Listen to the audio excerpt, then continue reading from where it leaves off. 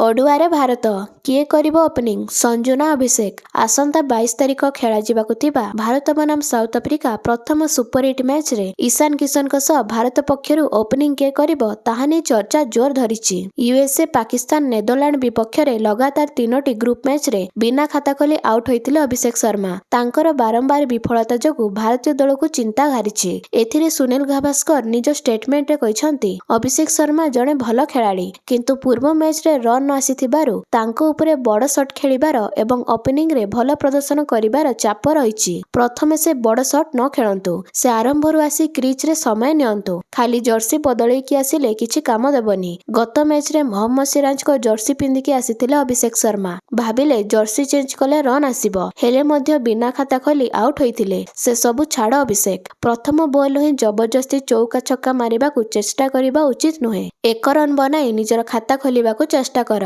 ପ୍ରଥମ 2 ଓଭର ଜଗିକି ଖେଳିବାକୁ ପଡ଼ିବ, ତାପରେ ଚୌକା ଛକା ପାଇଁ ଯାଅ। ସେହିପରି ଭାରତର ଆସିଷ୍ଟାଣ୍ଟ କୋଚ୍ ରିଆନ୍ ଟେଣ୍ଡେସ୍କୋଟେ କହିଛନ୍ତି, ଅଭିଷେକ ଭଲ ପ୍ରଦର୍ଶନ କରିବାକୁ ଚାହୁଁଛନ୍ତି। ସେ ଜାଣିଛନ୍ତି ଟି-20 ବିଶ୍ୱକପ୍ ମ୍ୟାଚ୍ଟି କେତେ ଗୁରୁତ୍ୱପୂର୍ଣ୍ଣ।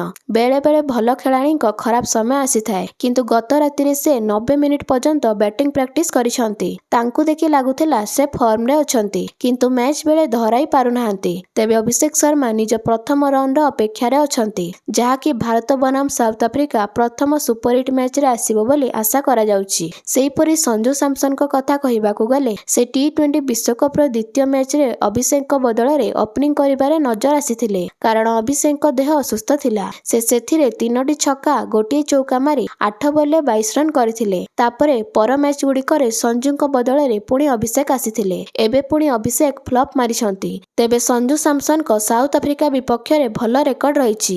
2024 ସାଉଥ ଆଫ୍ରିକା ବିପକ୍ଷ ଟି-20 ମ୍ୟାଚ୍ରେ ସଞ୍ଜୁଙ୍କ ଗୋଟେ ଶତକ ମଧ୍ୟ ଅଛି। ସଞ୍ଜୁ 50 ବଲ୍ରେ 107 ରନ୍ କରିଥିଲେ। ସେଥିପାଇଁ ଅଜିଙ୍କ୍ୟ ରାହାଣେ କହୁଛନ୍ତି, ଭାରତ ବନାମ ସାଉଥ ଆଫ୍ରିକା ମ୍ୟାଚ୍ରେ ସଞ୍ଜୁଙ୍କୁ ଶେଷ ମୌକା ଦିଅନ୍ତୁ ଟିମ୍ ମ୍ୟାନେଜମେଣ୍ଟ। ତେବେ ଆପଣମାନେ କାହା ସପକ୍ଷରେ ଅଛନ୍ତି? ଇଶାନ କିଶନଙ୍କୁ କାହା ସହ ଓପନିଂ କରିବା ଦରକାର, ଅଭିଷେକ ନା ସଞ୍ଜୁ ସାମସନ? କମେଣ୍ଟ ମାଧ୍ୟମରେ ଜଣାନ୍ତୁ।